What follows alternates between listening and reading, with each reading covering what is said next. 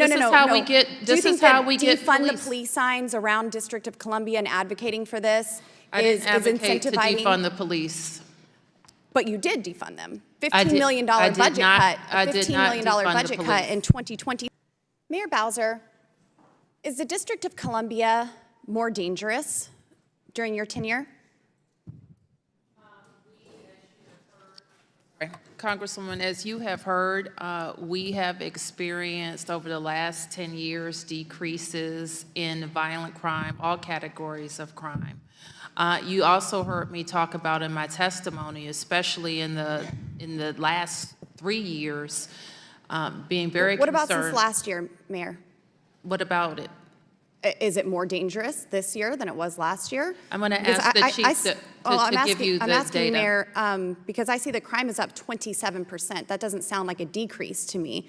Violent crime is up 13%. And in 2020 and 2021, the city recorded more than 200 homicides in consecutive years for the first time in 20 years. So is Washington, D.C. more dangerous now that you're in office? The nation is more dangerous with more guns and more violent We're crime. talking about Washington, D.C. here, and we have also seen that the police budget has been cut, $15 million in 2020, Mayor. Do you think that this contributes to an increase in crime? I think a lot of things have contributed to increases in crime across the country.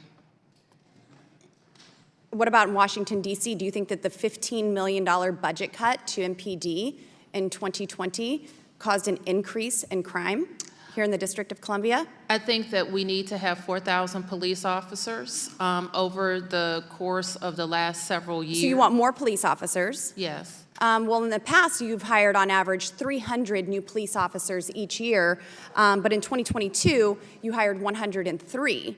That's 200 less, and now you're advocating for more police officers after cutting their budget and hiring 200 less police officers. I've advocated for more police every day as mayor of the District of Columbia. When I became mayor, we were facing a retirement bubble, and we set a course at that time for hiring and retention. So do you believe that Washington, D.C. would be safer and more secure if you hired more police officers rather than decreasing the number of recruitment by 200?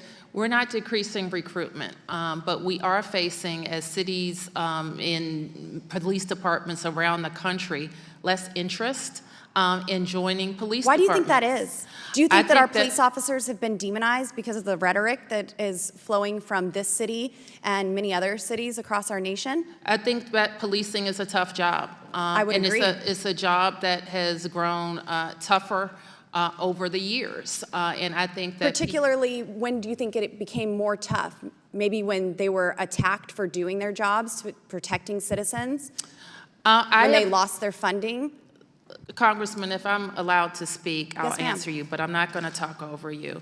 And so it has been my experience in the last 8 years that we have had to use more incentives, and we have investigated and researched what it's going to take to attract young people to come into policing. One thing that we have done in the district, for example, is to create a police academy that we're very proud of. Chief Conti, in fact, joined the police academy when he was 17 years old and rose through the ranks to be chief I don't of need to hear police. about childhood issues here. Well, so, this is how we get defund the police signs around District of Columbia and advocating for this is advocate to incentivizing? defund the police. But you did defund them. $15 million budget cut. A $15 million budget cut in 2020. So, Madam Mayor, what would you say to the law-abiding citizens here in Washington, D.C., who, because of policies you've supported, are unable to defend themselves with this rise in crime? Crime being up 27%. Congresswoman, I don't have to come here to talk to you, to talk to the residents of the District of Columbia. I talk to them daily. I have press conferences. And what do you say to these law-abiding citizens? What I tell them is that as their mayor, regardless of what's happening nationally, regardless of what's happening in our very complicated criminal justice system, as their mayor, I am charged with making it work.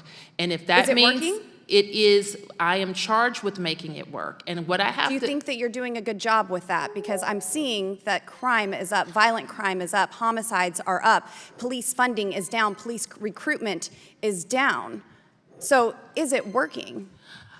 Every day, we approach any vexing issue in our city, crime being among them, police recruitment being Madam among Mayor, my time is up, but you know exactly what you need to make Washington, D.C. safer. You know that you need more police officers. You know that you need more funding. You know that you need policies that allow law-abiding citizens, thank you, ma'am, it's my time, law-abiding citizens to be able to protect themselves in their own home and defend them. Ms. You Boebert, know it sounds and like you wanted you to be a heard part my of the opening culture statement. war of the BLM 2020 Yeah, riots it rather than sounds like protecting you and heard defending my the police opening and the statement. citizens in Washington, And D.C. you're repeating it. And my time has expired. And I'm Thank you, Madam happy to Mayor. repeat it as well.